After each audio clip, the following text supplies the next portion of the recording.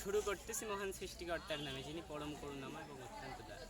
আপনারা প্রতিনিয়তই বিভিন্ন টেলিভিশন চ্যানেলে কিংবা পত্রিকায় দেখেছেন যে চুয়াডাঙ্গাতে 41.3 ডিগ্রি সেলসিয়াস কিন্তু প্রতিদিনই উঠছে। গতকাল 42.7 ডিগ্রি পর্যন্ত উঠেছে।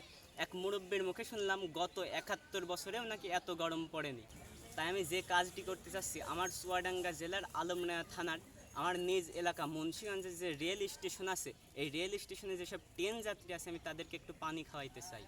কারণ আমার মনে হয় ট্রেনে যেসব ট্রেন যাত্রী আছে তাদের তো এই গরমের তাহি অবস্থা। তাই আমি ভাবলাম তাদেরকে একটু তৃষ্ণা মেটাতে চাই এবং ঋণ পরিশোধ করতে চাই। আমি বিভিন্ন মোড়ে মোড়ে দেখেছি, কম হোক বেশি হোক বিভিন্ন মানুষ বিভিন্নভাবে সহযোগিতা করছেন। তাদের প্রতি আমি ব্যক্তিগতভাবে কৃতজ্ঞতা জানাচ্ছি, কারণ বিপদগ্রস্ত মানুষের পাশে দাঁড়ানো আমাদের দায়িত্বের মধ্যে পড়ে। আমি আশা করব আপনারা যে যার জায়গা থেকে বিভিন্নভাবে মানুষের সহযোগিতা করবেন।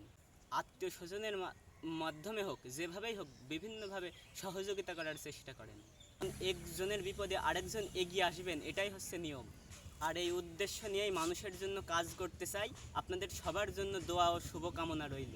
আমার জন্য দোয়া করবেন, যতটুকু পারি যেন মানুষের কল্যাণে কাজ করতে পারি। এই বলে আজকের মতো এখানে বিদায় নিচ্ছি। ভালো থাকবেন, সুস্থ থাকবেন।